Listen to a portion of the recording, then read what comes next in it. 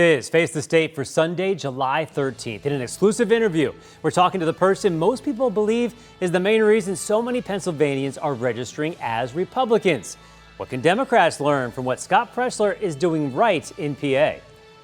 Can Lloyd Smucker be defeated in Lancaster County? A new challenger has emerged with a healthcare background she thinks will take her to the top.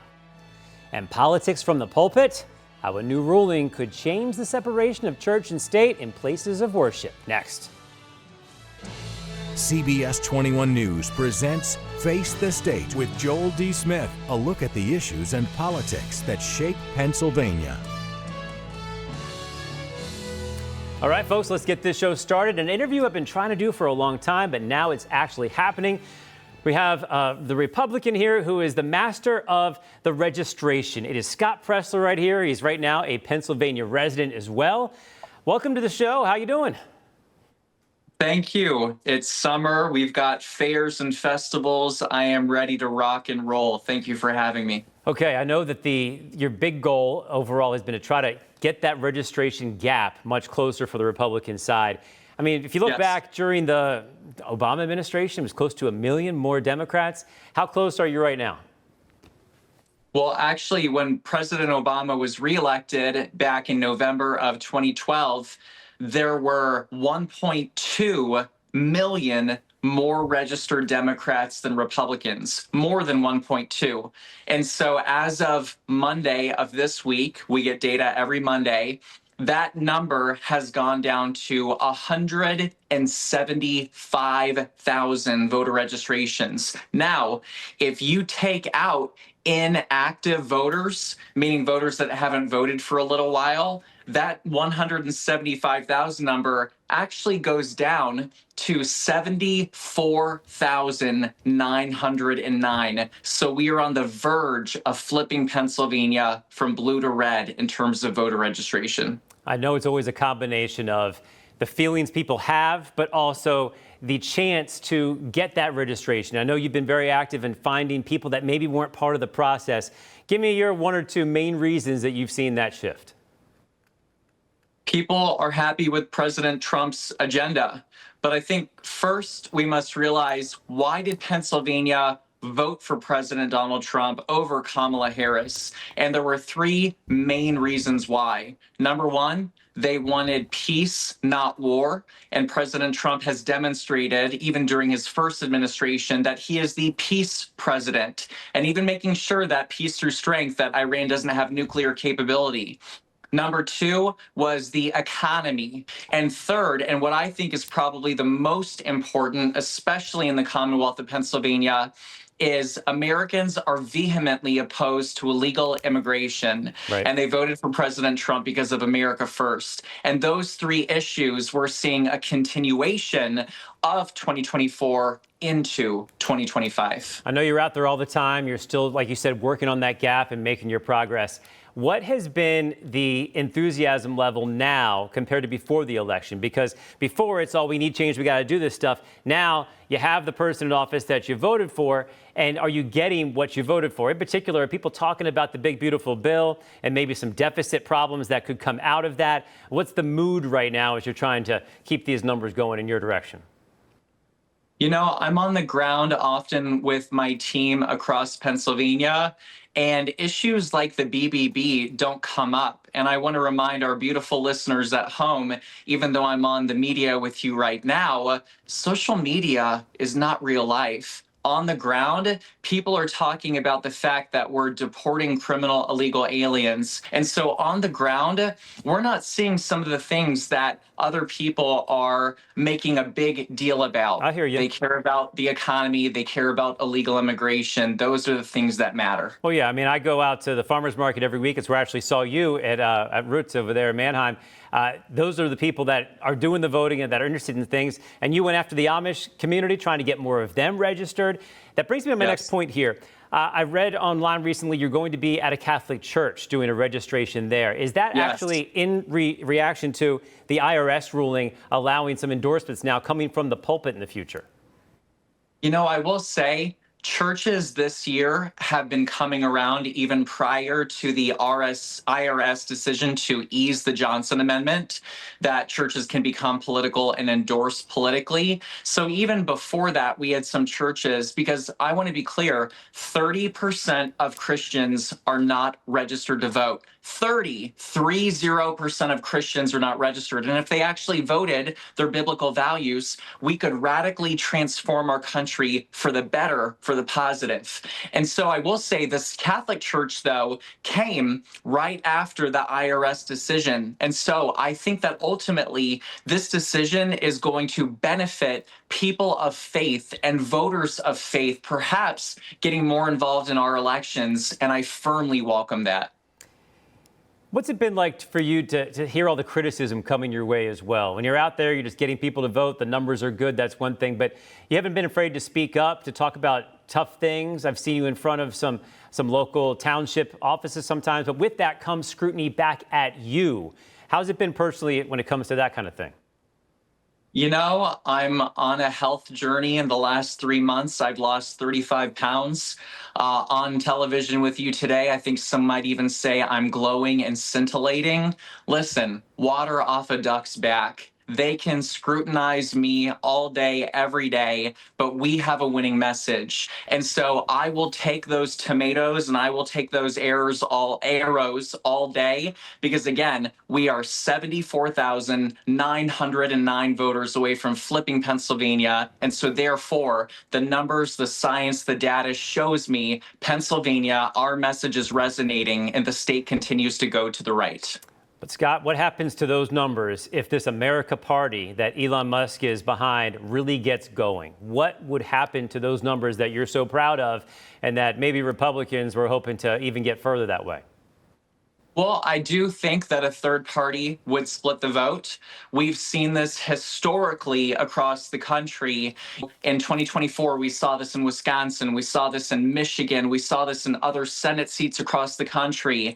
A third party, in my humble opinion, will split the vote. But I will say, with respect to Elon Musk, who I do respect, and I'm thankful for what he did in 2024. I think the majority of people are loyal to President Trump, and they are loyal to the America First Party. And some, I would even argue, would say that this wing of the Republican Party that supports Donald Trump is already the third party. And the last thing I want to say very briefly is, if you're unhappy with how things are going, primary. We're a closed primary state. Register as a Republican, and let's choose more conservative candidates in primaries. Got less than a minute left. I'm going to let you clarify something else. You did this online as well. Some people criticizing you for taking $1 million from Elon Musk and thinking, what does that mean? I'm grateful for the opportunity. When I got on the phone with him, I could have asked for more, but I am frugal. I am dedicated, and I am laser focused on the mission. With that money, I hired 84 staff across Pennsylvania. We registered 50,000 voters at earlyvoteaction.com, earlyvoteaction.com.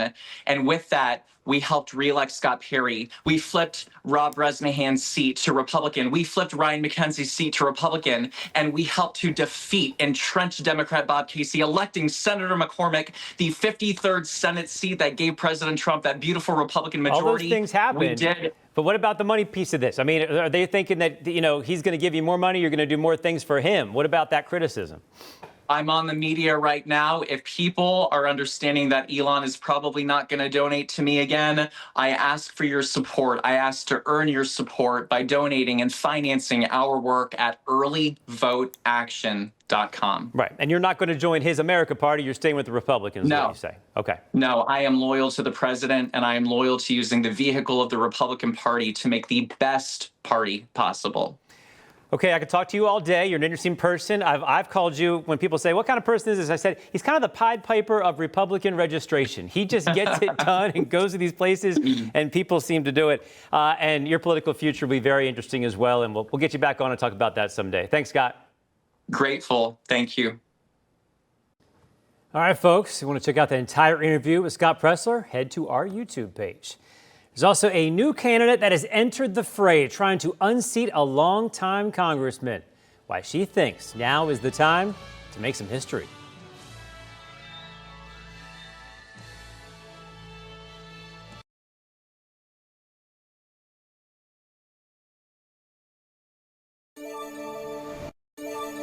Our next guest is here trying to upend a longtime Republican stronghold in Lancaster County, but she's not scared of that. She's ready to roll. Running for the 11th District is Democrat Nancy Mannion. Welcome to Face the State. Thank you. Okay, so some would say, you know what? We saw what happened last time. And Lloyd Smucker has won this over and over again. He won by 100,000 votes in 2024. What makes you think that you can win this thing? I think we're in different times in our country. I think that there has been a change in people's attitudes towards how the federal government is treating the people of this country. And I think people are looking for a change. Is this something you've felt for a while, or do you think something specifically different is happening right now? And can you pinpoint some stuff? You know, as a registered nurse, I'm really concerned about the health of communities. And when I saw what the proposed budget and then the final budget is going to do to the healthcare systems in the United States, I felt it was time for me to stand up and speak out. So you've been in the healthcare field for a while, including in the emergency room. We know what happens when people lose their health coverage, and maybe it's going to be 300,000 that is predicted by Governor Shapiro. People will use the emergency room as a de facto, doctor's visit. And if it comes down to it, nothing preventative happens, they end up there. Tell me your experience there, what you've seen before, and maybe some of your fears that you're thinking could happen next. I've worked over 40 years in the emergency departments across this country. I know what happens when people don't have health care, and it's exactly what you described. Patients won't be able to get the medications they need to stay healthy, so they choose to perhaps buy food as opposed to buy their prescription medicine. When that heart problem becomes a crisis, they end up in the emergency department. And then what could have been a simple $10 prescription is going to require a hospital stay that may be hundreds of thousands of dollars and can potentially leave a person bankrupt. Right, we've seen that in the past, but let's get into some of the reasons. If you're going to, believe what the Republicans are saying, we did this for a purpose. We want to clean up the rolls. We want to make sure people that are able to work aren't just milking the system, and there's a lot of fraud out there. When you hear that part of the argument, what do you think? I think that the real story is that there were tax cuts that wanted to be made by our government, and the way they could fund it was to cut the spending that they're doing. And they chose to do it on the most vulnerable part of our population, people who need support and care during perhaps a transition in their life where they don't have access to medical insurance. Not every job in the United States provides people with health care benefits. So there's a lot of folks who depend on Medicaid right now who work full-time but don't qualify for medical assistance. That's going to hurt a lot of Pennsylvanians, particularly in the 11th District. So you're saying in terms of the argument of getting folks to work, maybe they're already working and yet still need this? Correct. Okay. So that's one topic. Give me another topic that you think could be a winning one for you. Farming. Pennsylvania is known for its great agriculture. We produce wonderful food, and our farmers work really, really hard.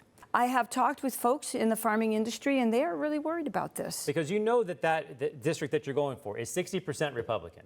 So how do you cut through that? How do you actually overcome that big margin we said before and the registration margin that's there as well? Do you go about this maybe the way that Malone did, winning that state Senate seat in a place that had been red for more than 100 years? Did you learn anything from his victory?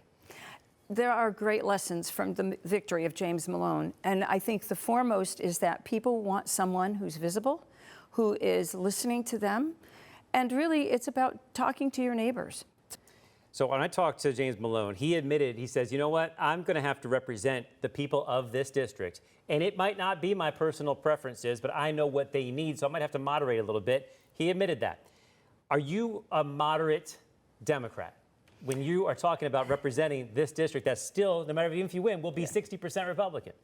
You know, I think that what people need to decide is who is the person who's going to best represent them, not the letter after their name. So whether you're a Democrat or a Republican, people should choose someone who is caring, who is going to have their best interests at heart, and not just be locked into that party affiliation. Okay. I think that that's where the difference is going to happen in this upcoming election. So it goes topic by topic for you? I think that would be a fair thing to say. Okay. But the Green New Deal that was just basically wiped out by Donald Trump, where are you on that? Electric vehicles? I don't own an electric vehicle, but I think that anything we can do to help preserve our climate, preserve our national resources that we have, that are the national parks and the grounds that we have put aside for the purpose of being ecologically smart. Okay. We need to preserve that space. Another topic that a lot of Republicans try to get Democrats on is, how do you feel about transgender sports, transgender participation in female sports? Where are you on that? I think that we've gotten really entangled on a very narrow topic. There are not that many transgendered people in sports. But if you listen to the Republicans, you'd think that it was everywhere, in every school district, in every university, and that's really not true. But it is not of the magnitude of the But if it comes up for a vote, you're going to have to decide one way or the other. So if it's banning transgender athletes from being in female sports, what's your vote? I'm going to support the human being. Okay. So these are just things that are going to come up. So I'm just, bringing them up doing a great for you job. as well right now. Last thing, are you ready for the scrutiny that comes with all of this? We've seen the nasty side of politics over the past year and a half. I mean, at the extreme angle, it's an attempt on the life of Donald Trump. It's an arson at the home of the governor, and yet you're entering this place. Are you and your family ready for whatever could come next? I've worked in emergency departments across the country. I've worked in inner city environments. I have also stood toe to toe with very aggressive surgeons. I can hold my own in any case. Okay. Well, I like hearing that, because what we really need is people ready to get in the fray and mix it up, and that way the best people win. And we wish you the best along the way, and the voters will eventually make the decision. Thanks for being here. Thanks very much. All right, folks, we're coming back with more. We're going to hear from the insiders about this. What do they think about the potential of somebody, a Democrat, winning that district? Stick around.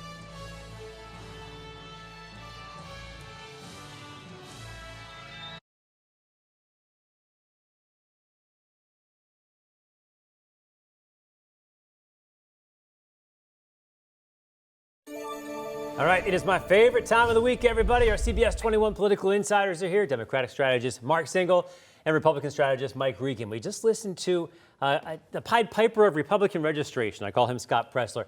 And the reason I brought this up was, what is working so well from his standpoint to get so many people to register Republican? Did you learn anything from that? Because maybe the Democrats need to see what's working so well for Republicans. Well, he's not wrong about the numbers. There's no question that the majority has shrunk dramatically over the years. And Democrats would be well advised to take a lesson from that and to increase their own efforts in terms of registration.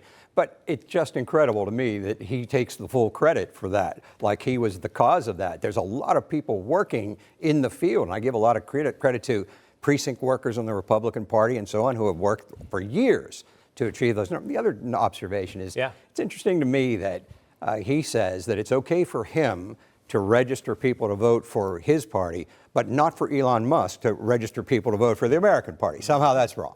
So, it's a little bit of phoniness, and I wasn't particularly impressed by the guy. He's a rising star, it seems, for the Republicans. Yeah, I think so. He's very bright, very energetic, and he goes out and gets things done. I mean, the proof is in the pudding. He did what he set out to do, was very effective at it, and I think that he has been a blessing for the Republican Party. I hope he continues his work, and his goal is to make Pennsylvania a red state, and he's on his way to doing it. It's pretty close. Let's get to this. A huge policy shift. It seems the Internal Revenue Service says it will allow houses of worship to endorse candidates for political office without losing their tax-exempt status. How's this come off to you? Well, it's interesting that the IRS now kind of is codifying this, but it's been going on, I think, in churches for a long time. Maybe saying it without saying it. Maybe now a little bit more freedom to be more open. But one thing I think you don't really talk about when you're talking about this subject is a lot of the denominational churches have kind of fallen away. A lot of churches have closed, and a lot of these non-denominational churches have kind of taken over, and they are a mixed bag, Republicans and Democrats. So I think preaching from the pulpit could be harmful to you. So to them, for their membership? Yes. To keep their membership? I think so. So you got to be careful, but I don't think it's really any big, huge change. Well, what about the idea that maybe if you want to get an endorsement, you can make a donation to one of these churches and all of a sudden you get the endorsement? Well, I'd advise you to go back and look at the actual language of the regulation, because the word endorsement is not included in that anywhere.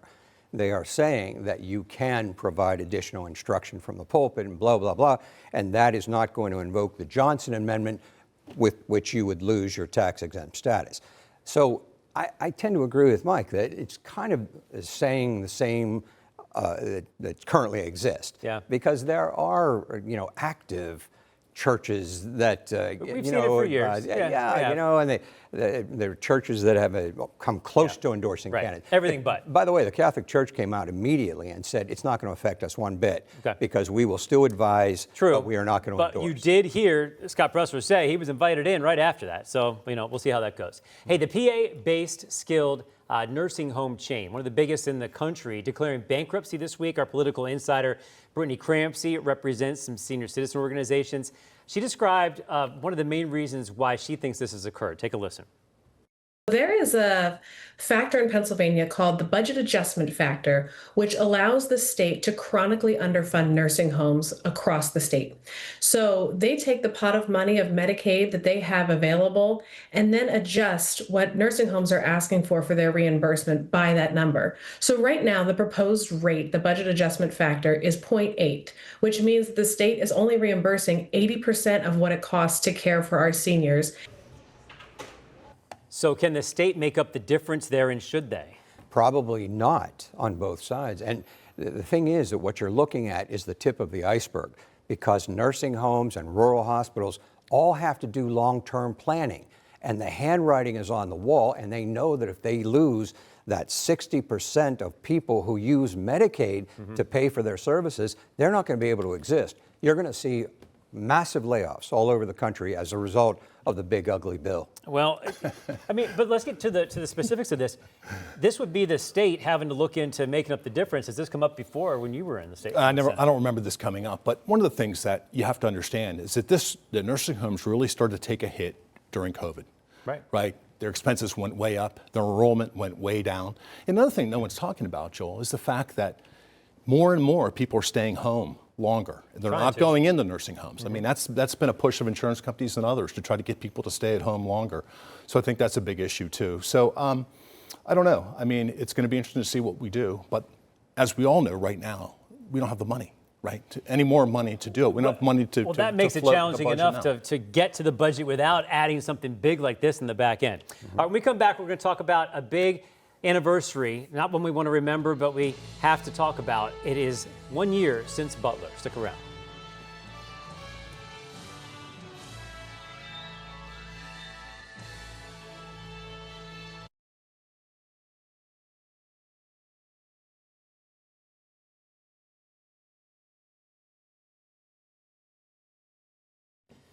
Well, folks, it's now been a year since the assassination attempt in Butler. Do you think we know enough about what happened at this point? I don't know if we're ever really going to know everything that happened. I mean, unfortunately. I mean, I look back at some of the videos, and I'm like, some of the things just stick out to me. Like, for instance, when the Secret Service agents gathered around the president on the stage after he was shot, I mean, you had the president 6'3", you had a bunch of tall guys around, and you had real short female agents there. Like, why are they there, right? DEI hires, complacency, poor communications with the state and locals. There were so many things that went wrong there. So many. And now we're learning there's been some suspensions since then as well. You got about 25 seconds. Well, he's not wrong, and there are a bunch of other things that keep on cropping up. It seems like conspiracy theorists on both sides have their questions about what happened and why. My position is simple. Violence has no place, and we certainly shouldn't be taking shots at presidential candidates, period. We can all agree on that for sure. And as bad as it was, it could have been even worse. Absolutely. But we hope that none of this happens in the future, and we're better prepared next time. Folks, we're getting ready for next week already. It's going to be a great show. We will see you then on Face the State.